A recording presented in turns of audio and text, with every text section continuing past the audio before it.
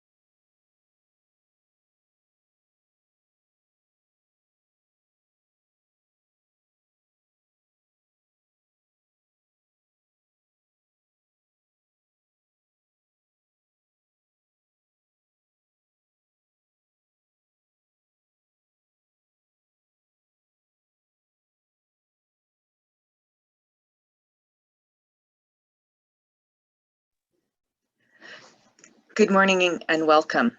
For those of you who just signed in since I did my initial hello, you are on the Southern Alberta Grazing School for Women and Alberta Range Stewardship course, our virtual grazing school for 2021. So thank you for joining us. We're going to get started.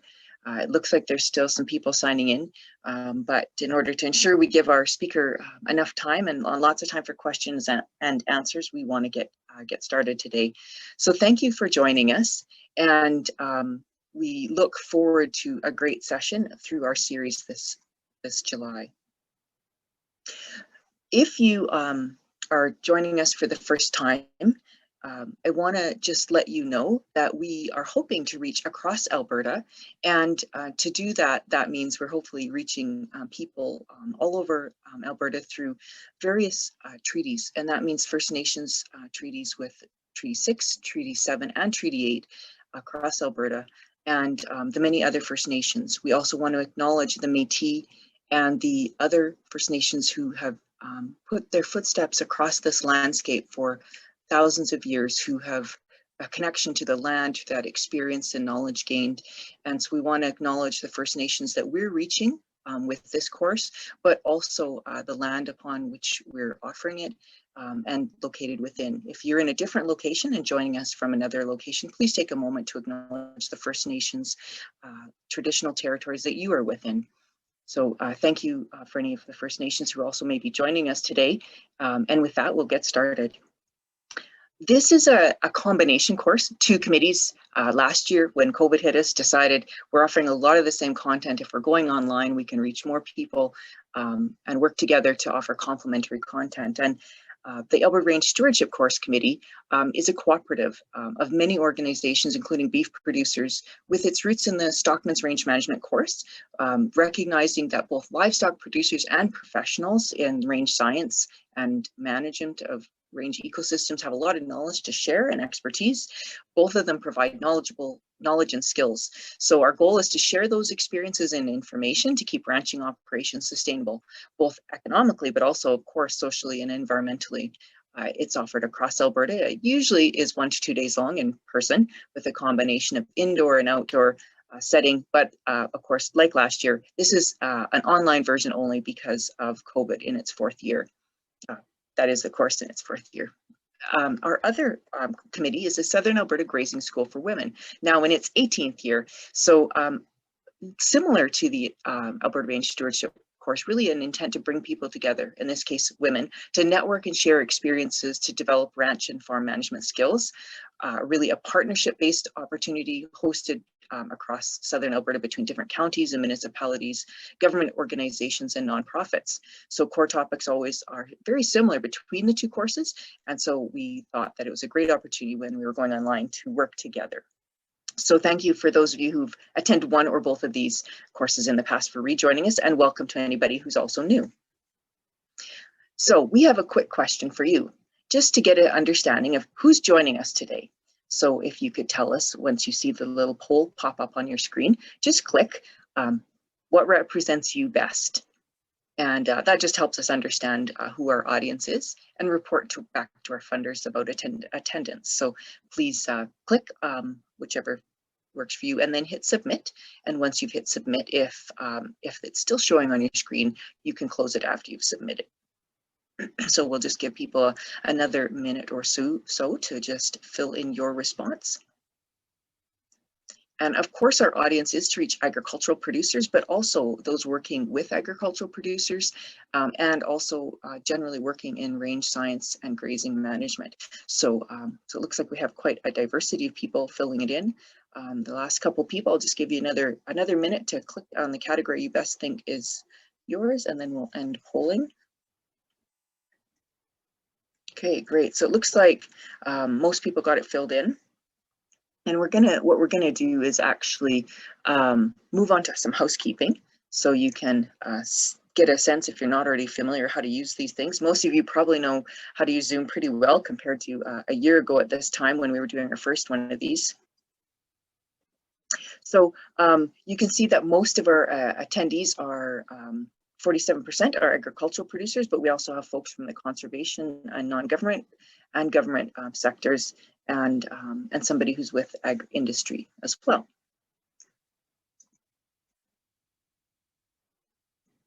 So today's presentation will be about 45 minutes, and then we'll fill the remaining time with questions. The presentations throughout the series we anticipate will be recorded, and today's is being recorded, just so you know. So we will be posting those in the next day or two on our shared websites, and we'll send out a link once they are available.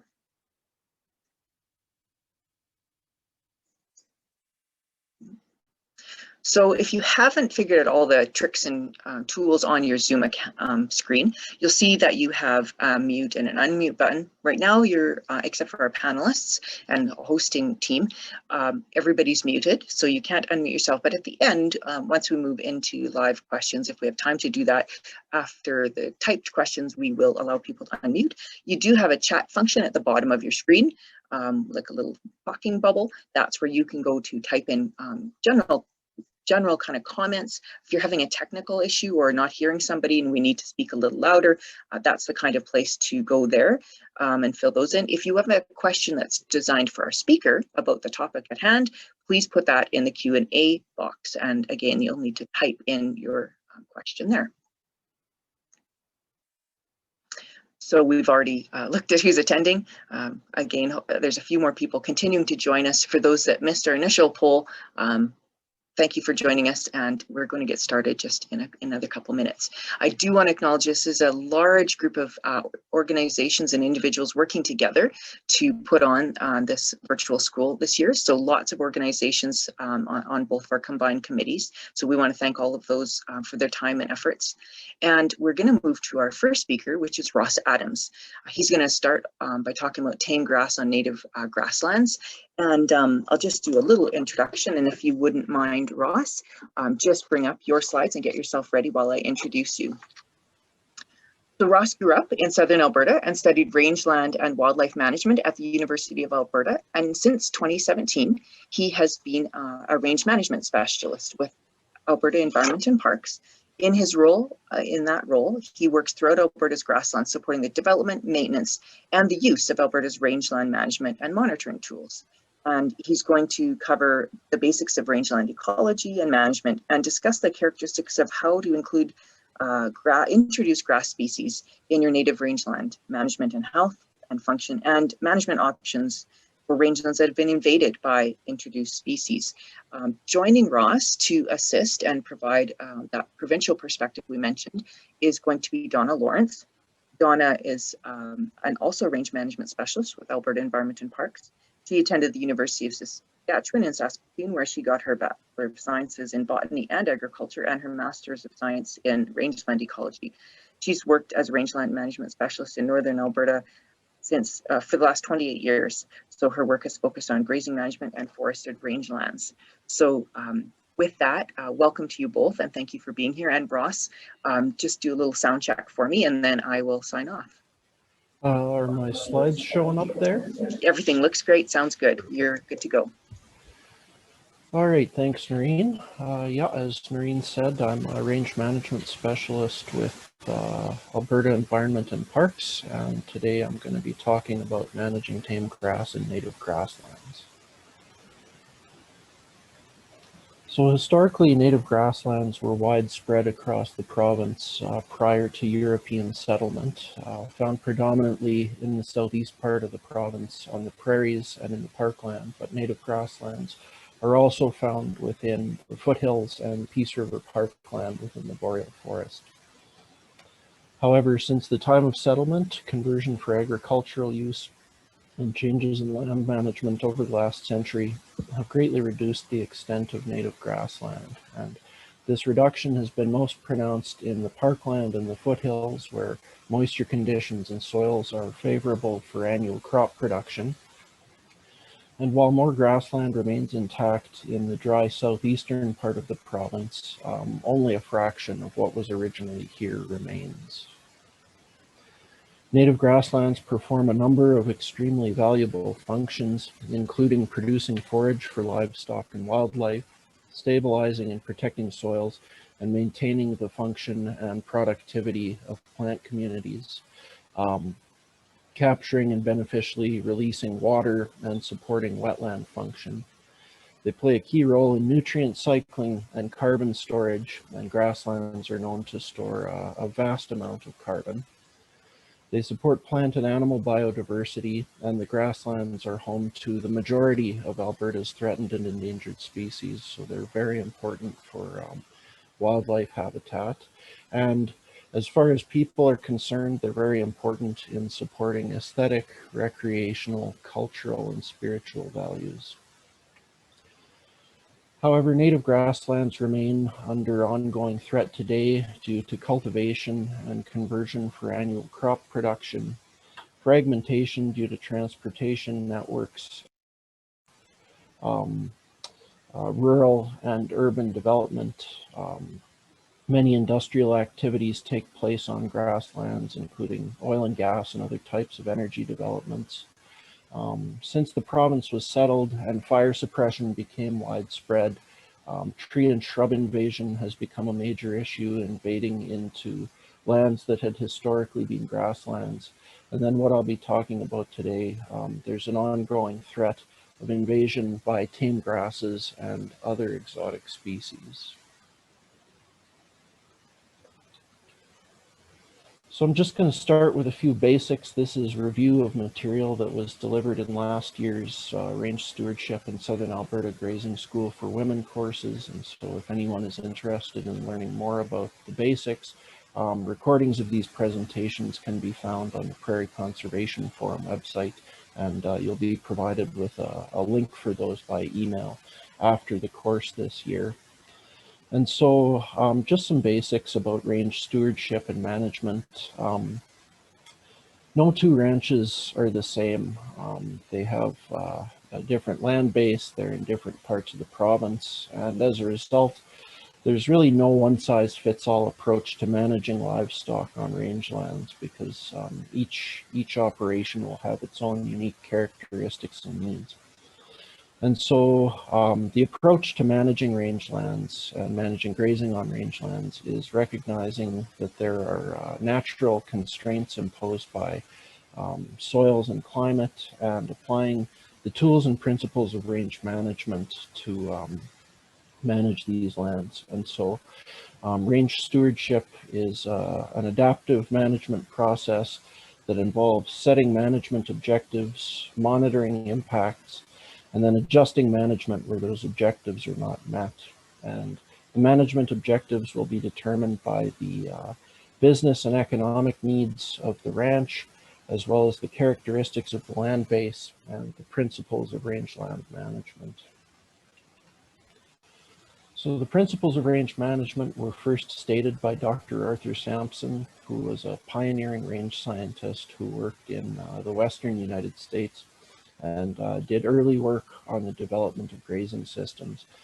And the principles he stated were to balance forage demand with the available supply, avoid grazing during vulnerable periods, distribute livestock evenly across the landscape and distribute grazing impacts across the landscape, and allow for effective rest. And effective rest means allowing plants to rest after being grazed so that they can replace lost leaf tissue and restore carbohydrate reserves and complete their life cycle and set seed. Monitoring is another important component to evaluate whether or not objectives are being met, and the major monitoring tools used in Alberta are range and riparian health assessments, which provide a measure of the current condition of rangelands against their ecological and climatic potential. And then these measures provide information that supports adaptive management, indicating where issues exist and informing management changes that will address those issues. In most cases on a typical ranch, formal detailed range health assessments won't be necessary, but we do try to teach these a lot, because understanding the health assessment process and the indicators that are used to measure range health helps to tune the eyes of livestock managers to identify where livestock are impacting range health and where management adjustments may be beneficial.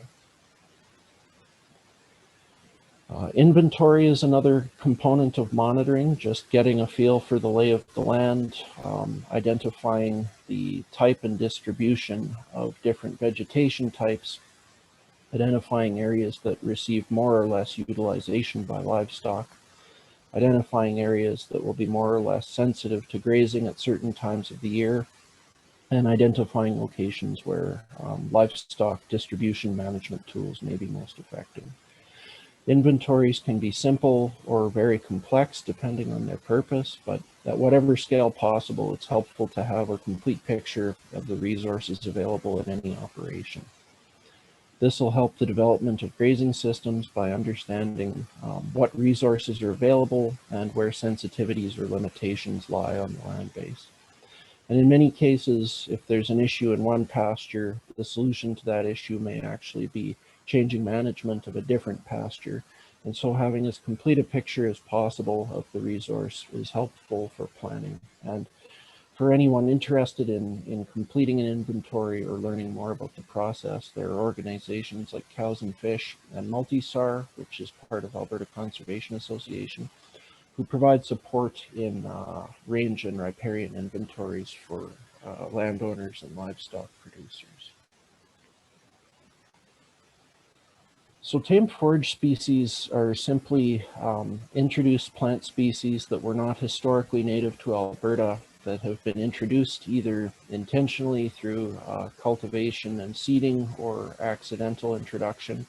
And different species will be adapted to different regions of the province. So for instance, in the southeast, crested wheatgrass and Russian wild rye are very common tame forage species, whereas in the foothills and parkland to the north and the west of the prairies, more common species are things like Kentucky bluegrass, smooth brome, timothy, and orchard grass. But this list is by no means exhaustive, and there are many other tame species that are used as forages throughout the province.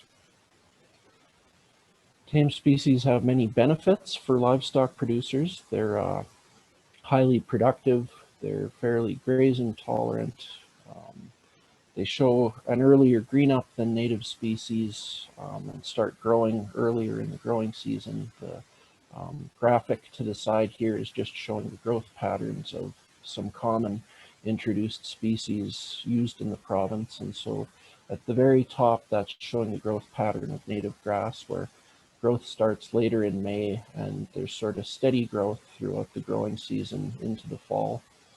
Whereas the pattern is quite different for introduced tame forage species, where they show an earlier green up and onset of growth, and their growth tends to peak earlier in the growing season than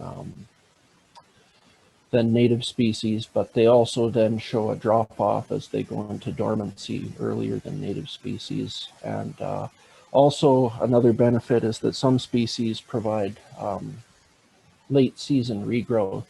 and so provide an option for extending the grazing season in the fall, as if they do have regrowth, they can be grazed a second time going into the autumn. And so for all these reasons, tame grasses have been widely seeded across grasslands in Alberta in the last century, and they provide a valuable tool for adding flexibility in grazing management compared to just relying on native vegetation. However, along with the benefits, there come some risks. Tame species have lower curability and higher weathering loss than native species, and poor curability and higher weathering loss leads to reduced forage quality and quantity later in the growing season after those tame forages become dormant. And so compared to native species, they are more limiting in terms of the timing of when these species are best used, and they provide less use for grazing later in the growing season compared to native species. These species also tend to be shallower rooting and therefore more drought prone than native species, as they are more dependent on current season moisture conditions. And so this results in more variability in productivity from year to year as climate and moisture conditions fluctuate. And finally, these species are highly competitive and will often invade undisturbed land from areas where they have been introduced, and they can often exclude native species from plant communities, resulting in relatively simple plant communities that have less plant and structural diversity. And some wildlife species are strongly tuned into certain patterns of vegetation structure, height structure. So shifting towards a plant community which is dominated by tame species can result in a loss of habitat value for some wildlife species. So there are many sources of introduction, including of tame forages, including cultivation and seeding to create tame pastures. Land reclamation has historically used introduced species because they're fairly aggressive in colonizing disturbed sites, so they were a good thing to use to get plants back on the site and hold down the soil. But at present, introduced species are no longer permitted for reclamation use any longer, but accidental introduction can still occur where seed used for reclamation has been contaminated with tame forage seeds.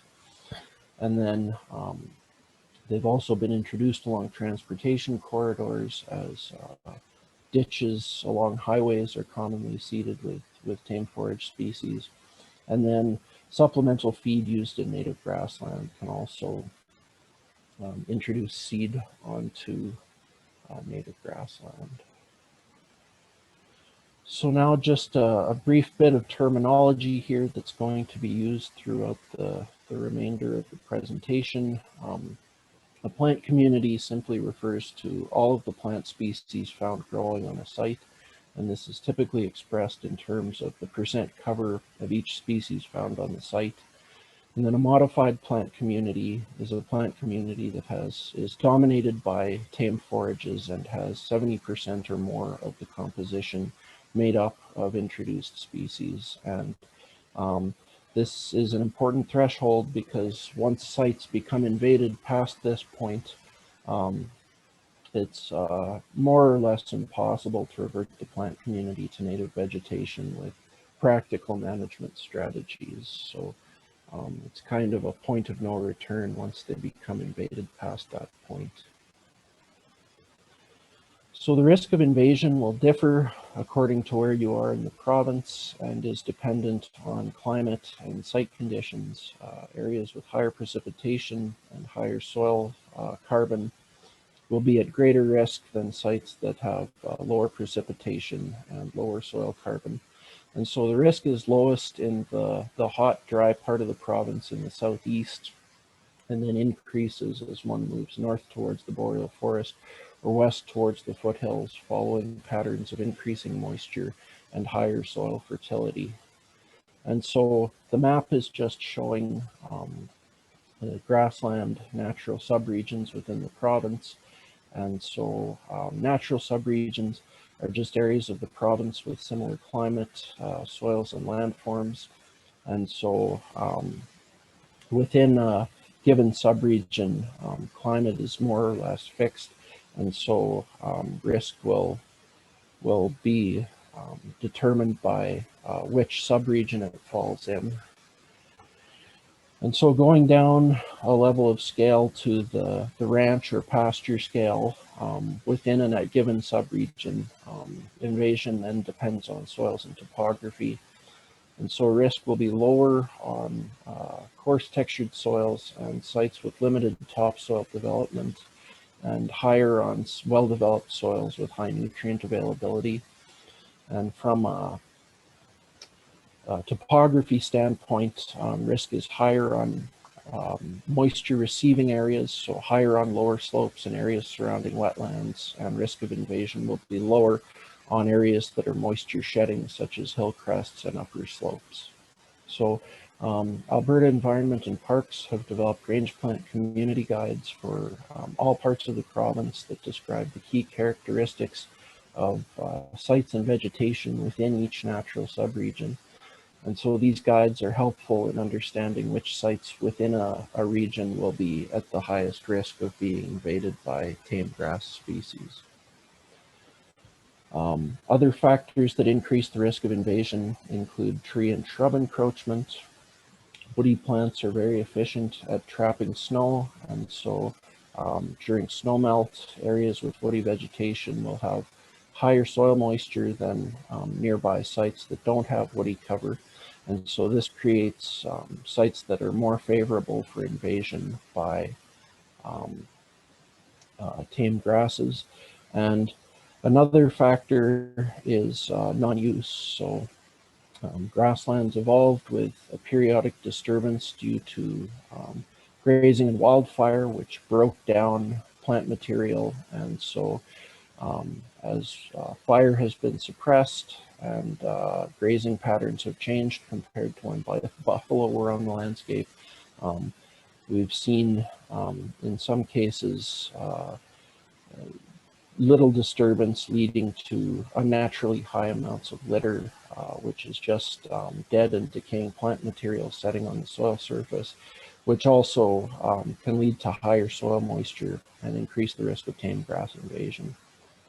And so litter is a very important component of a functional rangeland, because that function of shading and cooling the soil helps to conserve scarce moisture, and is very helpful, especially in a year like this when moisture is limited, but you can have too much of a good thing. And so if litter becomes excessive, that shading and cooling effect can actually raise the moisture on the site to a level that makes it more at risk for invasion by tame grasses. So on to how to manage tame grass on native grasslands. First, just go through why management would be necessary. And so because of those differences in the timing of growth compared to native vegetation, tame grass invasion changes a lot of the functions of grassland related to grazing, including palatability, timing of use, and the length of the grazing season. And so native vegetation shows active growth for a longer period, and tame grasses tend to start growth earlier, but also become dormant earlier. And so once tame grasses become dormant, livestock are more likely to avoid them and will prefer other forage. So when sites become heavily dominated by introduced grasses, that can change some of the optimal timing of use and reduced flexibility in when certain areas can be used for grazing. And additional to that, where sites become heavily invaded, there's a loss of biodiversity and loss of habitat, including habitat for species at risk. And once that invasion passes a certain threshold, it is very difficult or even impossible to recover native vegetation. And attempts to displace introduced species and replace them with native species are frequently unsuccessful. And even where successful, are time consuming and can be very expensive. So preventing or reducing invasion is a better option than trying to reseed native species after a site has become modified.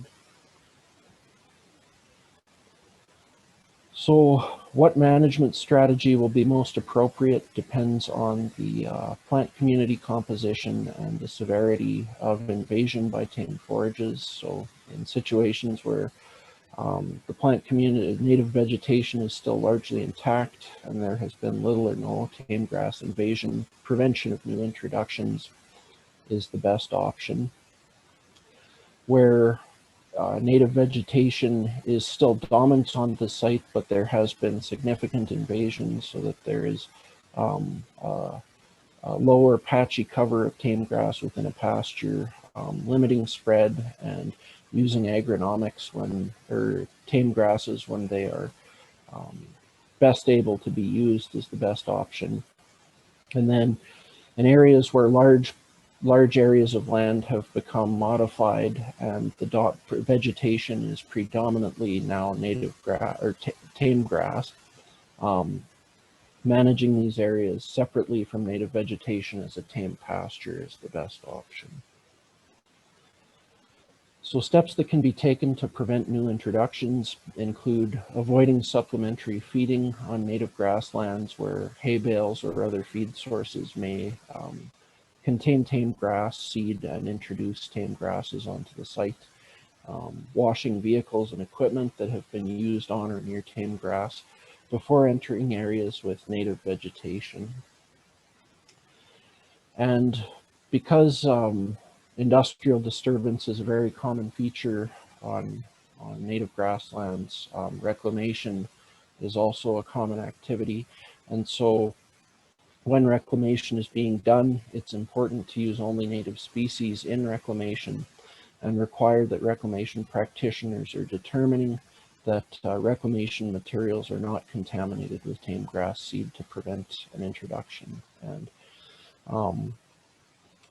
herbicide is not commonly effective in reducing tame grass invasion because anything that will harm tame grasses will also have a pretty negative effect on native grasses, and so may displace native grasses and actually open up an opportunity for tame grass to spread. So preventing new invasions is the simplest and most cost-effective method for limiting new introductions and spread of introduced grasses into native grasslands. Limiting spread is the best option for areas that are partially invaded but still contain a significant component of native vegetation. And so this applies in situations where invasion has been occurring along roads and trails, areas where patch grazing has occurred, where some areas have been overgrazed and opened up an opportunity for tame grass invasion, but the rest of the pasture is still in native vegetation and can result from past overgrazing, abandoned cultivation, and reclaimed industrial footprint. So one option in limiting spread is skim grazing, and this is based on the fact that tame grasses often green up earlier in the growing season than native grasses. So skim grazing involves two grazing passes a year, where the first is a light grazing period with conservative stocking rates early in the growing season, which takes advantage in the differences in timing of growth between tame and native vegetation. because if tame grasses are actively growing before those native grasses, livestock will find the tame grass more attractive and palatable than native grasses and focus on it. And then done right, this has a minimal impact on use of native vegetation early in the season. And then this allows a second grazing period done later in the growing season, once native vegetation has had time to mature and is less vulnerable. So if timed properly, skim grazing in pastures with a mix of tame and native vegetation will result in livestock seeking out those rapidly growing tame grasses and will have only minimal impacts on native vegetation. This is good because it uses the tame grasses at the time when they're actively growing and most palatable and most attractive to livestock. And also because they're being used early in the season, puts stress on tame grasses and reduces their ability to compete with native vegetation, which can help to limit the spread of introduced species into native plant communities. So this is based on the idea that plants show a seasonal pattern of resource use where early in the growing season, perennial plants are entirely dependent on carbohydrate stores stored in the roots to support new growth. And until they have enough leaf area to fulfill their energy demands, any grazing of plants early in the growing season will deplete carbohydrate reserves in roots and create stress on the plant. And so grazing during this period and drawing down those carbohydrate reserves limits growth and productivity later in the growing season. So if use can be focused on the tame grasses and livestock aren't using native species that much, this can be an effective tool to kind of hold the tame grasses in place as they then have to recover from early season use before they can continue to grow and spread. However, because there's a potential to also graze native vegetation early in the growing season, which then stresses native species, there are some cautions. So not all tame forage species will initiate growth before native species, so managers need to know the characteristics and timing of growth of both the tame and native species in their location to determine if skim grazing will be an appropriate approach. And the timing of that transition where native vegetation becomes more attractive to livestock compared to the tame species differs between locations and from one year to another. And also, if livestock are focusing on native species as well early in the growing season, this can be particularly damaging and set back native vegetation and potentially make tame grass invasions worse. So the key to successfully using skim grazing as an approach relies on conservative stocking rates and careful monitoring to ensure that cattle are moved on and out of the pasture before they shift to grazing native species early in the growing season. A few other things to consider include practicality and whether or not this approach will fit into the overall grazing management system. And also, soils are typically wettest in the early spring, just after snowmelt, when melting snow and moisture is soaking into the soil. And so at this time, if soils are waterlogged, there's a high risk of compaction. And so some sites, it may not be appropriate if soils are very wet, because this may lead to soil compaction and destabilization and lead to erosion and loss of topsoil. And likewise, in the spring, stream banks and banks surrounding wetlands are typically waterlogged and also at risk of compaction and deformation by livestock hooves. And some bird species nest early in the spring, so having livestock on pasture may interfere with their reproductive cycles. And none of these is a reason that skim grazing shouldn't be used necessarily, but just things to be aware of and areas to monitor for impacts to make sure that impacts of skim grazing are not outweighing the benefits of managing tame grasses. So then the final scenario is areas that are modified and the vegetation has become dominated by tame forage species. And so this can arise either due to intentional cultivation and seeding of tame species to create tame pastures, and can also occur through historical invasions where the site has never been disturbed or cultivated, but tame forages are aggressive enough to move into the site and displace the native vegetation. And so for these situations, large areas of tame forage managed as a tame pasture can be used effectively as an excellent source of early season forage. Because tame forage species are very productive and green up earlier and are typically more grazing tolerant than native species. And so on tame pastures, this supports relatively high livestock densities within tame pastures, but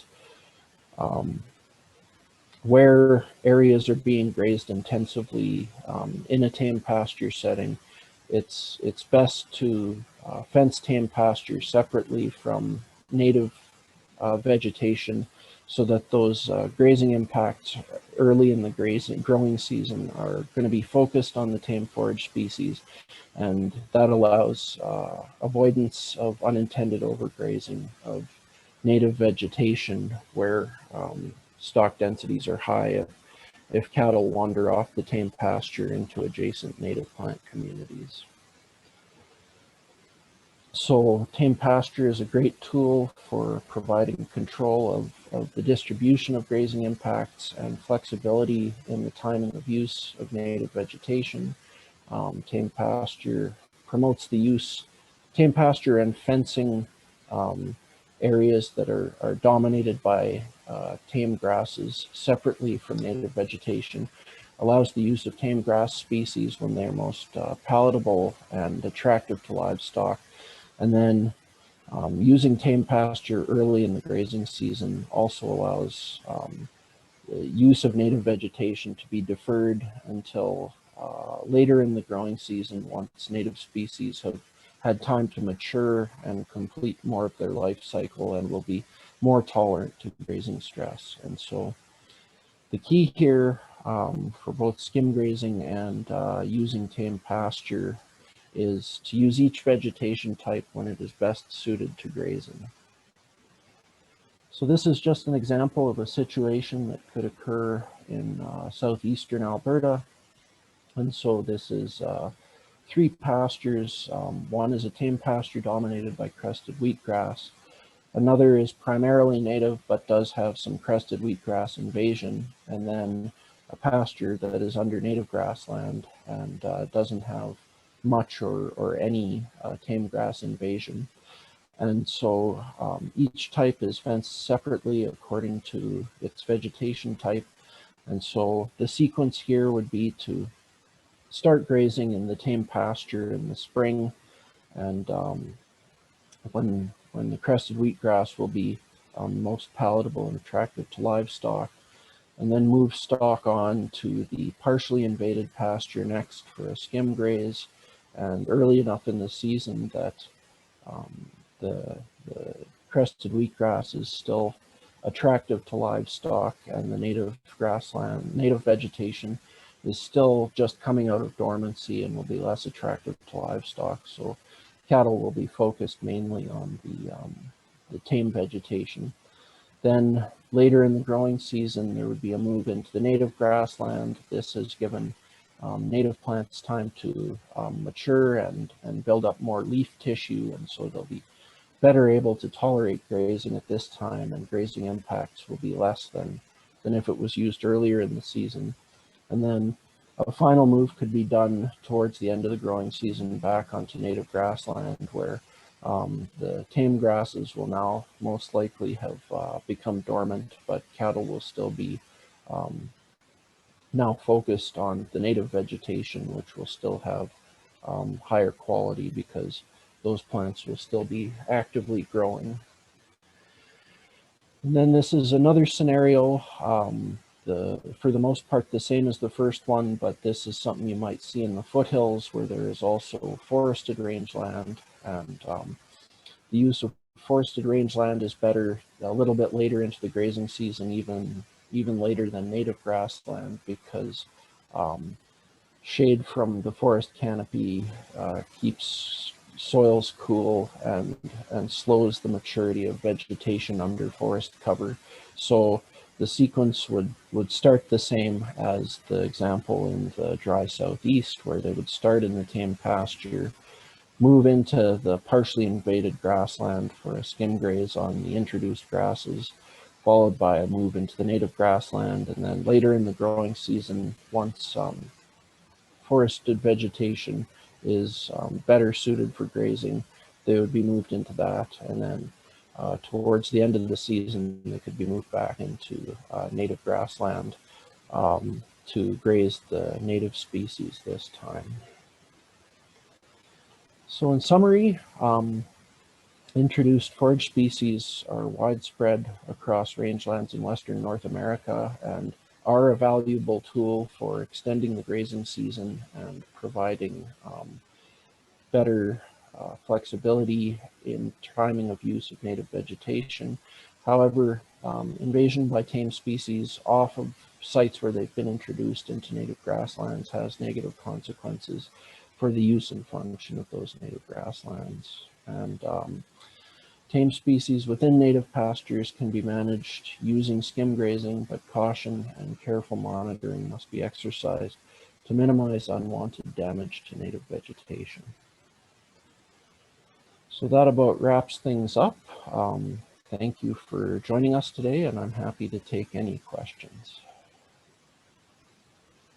Thank you very much, Ross. That was great. And we are going to move to questions just in a minute. And while we encourage people to go into the Q&A box, which again is at the bottom of your screen for most people, it might get up for some of you on the side. It says this Q&A. Go in there and please type in your question. And while we're letting people get some questions in there, we wanted actually to move on to something else. So let me just share my screen for a second and go back to where we are.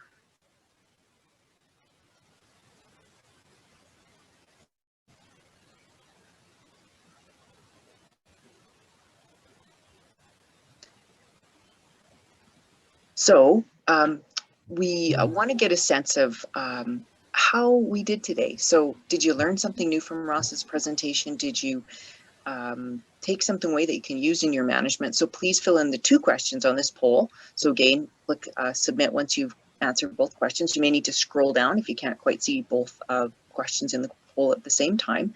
So just answer those questions, and then we'll move into the Q&A section after people have had a minute to fill this in. And again, once you've hit submit, please ask Ross some questions by putting something in the Q&A box for us. And it looks like there's a few more of you. If you wouldn't mind filling in the poll, that would be great before we close it off in a second here.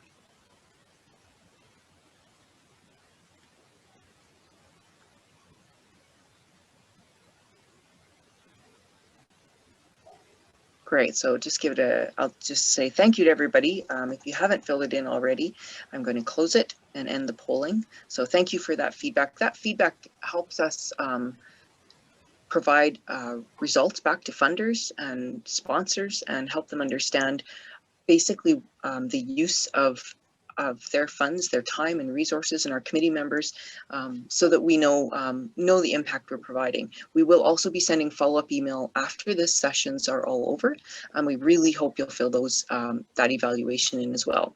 So let's move on to let's move on to some questions for Ross. And just a reminder that we'll do some questions with Ross, and then we're going to do door prizes. So stick around if you want to win a door prize. What would an event be without door prizes? We can't hand them to you physically, but we will get them to you. So make sure you stay through the question section. After we've had a few questions, we'll do door prizes. So let's move on. I'll show the results as well, just to give you a sense of what the polling results were. Thank you, Jonathan, who's doing our Zoom admin for us. So did you learn something new today from Ross? That was great. 95% of those of you who filled in the poll said, yes, you did. That's awesome. And over 60% said they might actually have found some things they can use in their management, and the remaining 40 said maybe. So that's great. Thank you guys for filling that in, and we appreciate you doing that for us. So we should be able to move on to questions. Let's see what's in our Q&A box. So maybe Ross, while we're waiting for some more questions to be posted, and I'll just ask some folks to, again, add your questions in there. We are going to only use the Q&A box at the start. So Ross, maybe can you tell us a little bit more about, I guess, the most common mistake you might see happening in sort of, I'll call it skim grazing, that you talked about. Like, what would be a common sort of applying it maybe not quite right that people do, and maybe both in the South Grassland, but in other parts of the province too, in the more moist northern or central parts of the province? What would be a common challenge or mistake? So I think if it's something that's new to an operation and has never been done before, every spot is different. So you can't always assume that just because the tame grass is the first thing that's green and should be what the cattle are most interested in.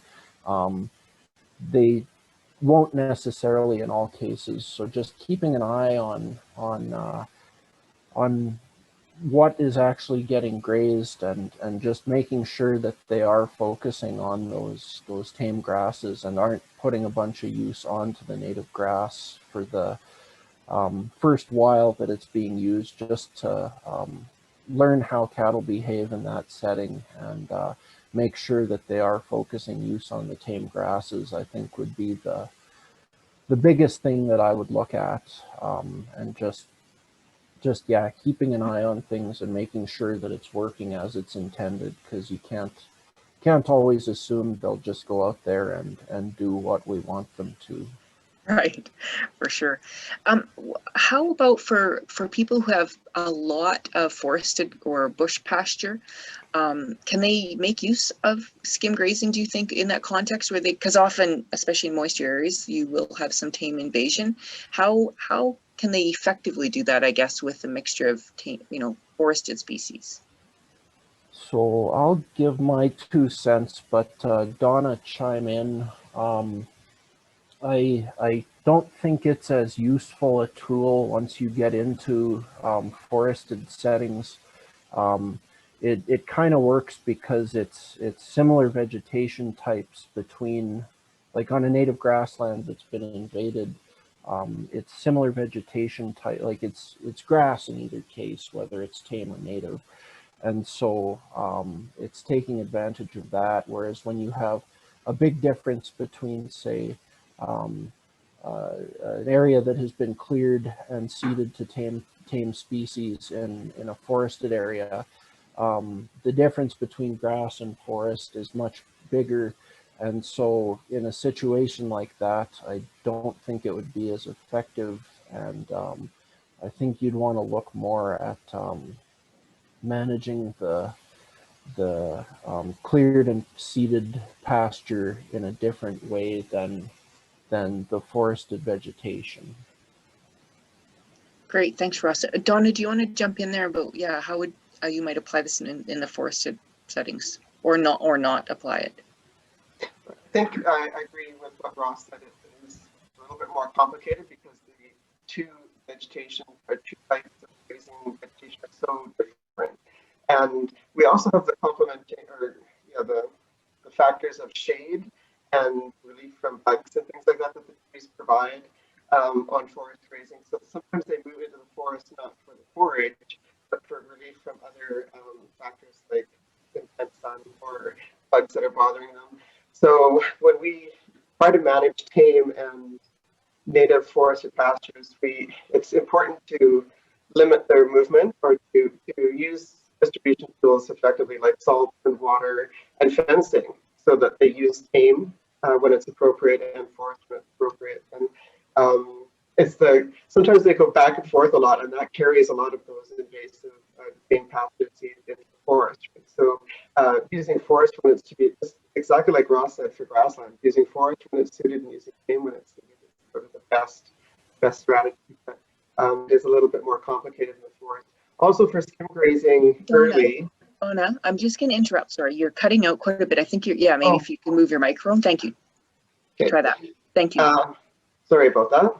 So I was saying that it's important to manage tame and forest separately and to limit the amount that they go back and forth to try to limit that invasion from the tame forages and using the tools effectively. And the other complicating factor for forested rangelands is that when the tame pasture areas are ready earlier in the spring, so are our native wetlands and sedge meadows. And so they are often quite attractive for livestock grazing, but can be very sensitive or vulnerable to grazing at the same time. So sometimes we put those wetland areas at risk when we try that early spring grazing on tame pasture areas where we're not using effective or livestock distribution tools effectively. And so I think even with skim grazing on the grasslands, and Ross can correct me if I'm wrong, but using those distribution tools that you're used to using, like salt and water, to help with skim grazing, you might have to change that up from your usual routine with rotational grazing to help that skim grazing be successful. So maybe using salt and water a little differently to make sure that skim grazing does happen on those tame pasture areas. Great, thank you, Donna. And maybe for both of you, but I'll ask Donna to start on this. And Donna, you are kind of cutting in and out. So if you can just, unfortunately your microphone's not cooperating as well as when we tested. There was a question about if most of your rangelands are native, how do you minimize stress on native species if you have nowhere else to go? So whether that's in a forest or a grassland, so Donna, if you could start on the forested side, what do you do if that's mostly what you have? And you don't have a tame field over here to go to necessarily. You've got mostly native. So what do you do in a forest? And then once you've addressed that, if Ross, you could address it in the same context of native grasslands. Well, I can speak from a forested and then a boreal perspective, so a northern forested perspective. Because of the aspen canopy that Ross mentioned, slowing growth and maturity of the understory for grazing, I think most producers have tame pasture developed for spring and fall grazing to complement the summer grazing that they get from forested rangelands. And the trick is to have sufficient spring grazing and tame pasture and not have to move into that forest sooner than before it's ready. So just like grasslands, to maintain healthy forested pasture, you want to defer grazing until the understory is mature and ready to be grazed. So having that tame forage in the spring is really essential. The challenge to that, of course, is to make sure that you aren't exposing the native sedge meadows and wetlands associated with that land base to early spring grazing as well. So it's all about having the right grazing resource for the time of year that you need it. So a spring pasture and fall pasture in the boreal is tame grasslands is the best suited for that. So it's important to have that resource in your grazing operation. Great, thanks, Donna. And Ross, do you want to add anything like specific from a grassland perspective? Yeah, I think if if the land base is primarily native, one thing that can be very helpful is if if there's a couple pastures or large pastures can be cross-fenced, using rotational grazing to do something where the sequence of use can be changed from year to year so that each pasture isn't being grazed at the same time in the growing season every year. And then once cattle are moved from one pasture to another, that allows them rest without being regrazed. And so just doing things where you can manage the distribution, provide rest, and prevent the same sites from being repeatedly grazed or grazed at the same time every year can be very beneficial for rangelands in a grassland setting. Great, thanks. So probably a simple, quick question. Hopefully one of you know the answer. How common is it for tame grasses to spread to native pasture through cattle droppings when they're moving from either a tame or partially tame field? Or is it not a concern because you are maybe grazing when they're not headed out? Like, can you comment on that, either of you? Yeah, it's a possibility. I wouldn't think it's a huge concern, and especially if tame forages are being used earlier in the growing season, either in a tame pasture or as a skim grazing situation. A lot of the use should be happening before the seeds have really, or before the plants have really set seed. And so it could be more of a concern later in the season once plants have seeded out, but at that time, once they go to seed, they're also going to be less attractive to livestock. So I don't see it as being a huge risk. Great. One more question, and then we're going to go to our door prizes. What proportion of grasses should be left after you skim graze? 50%, 70, or something else? Is it related to habitat or plant needs? Yeah, can you tell us what that might be?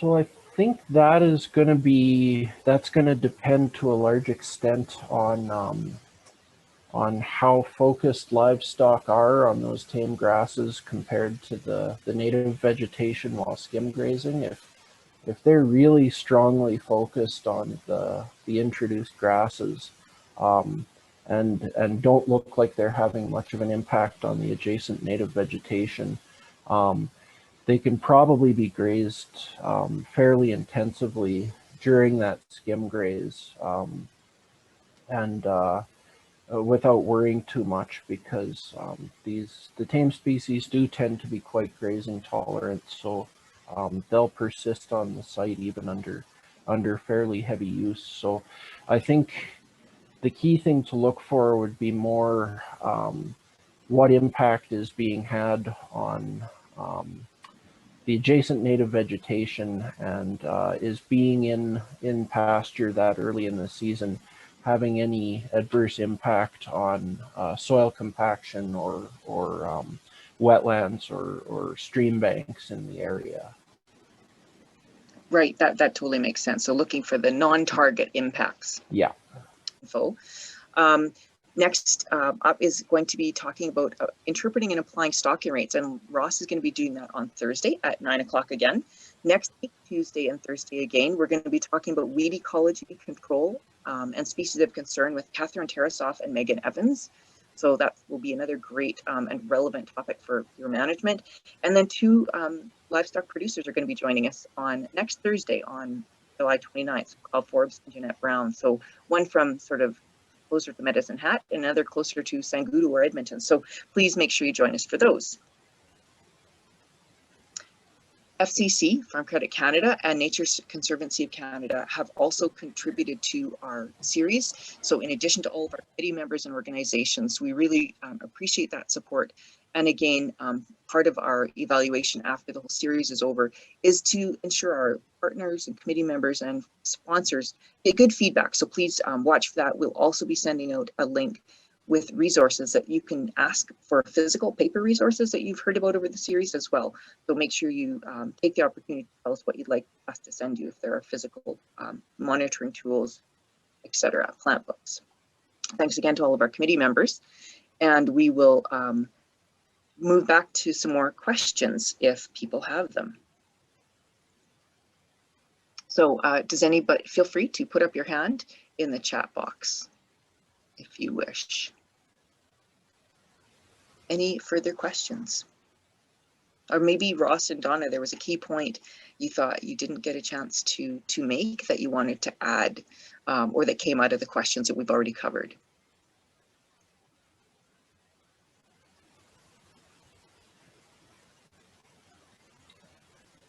I'm not seeing any unless the rest of the panel can, if I'm missing any raised hands, anybody else in the panel see any?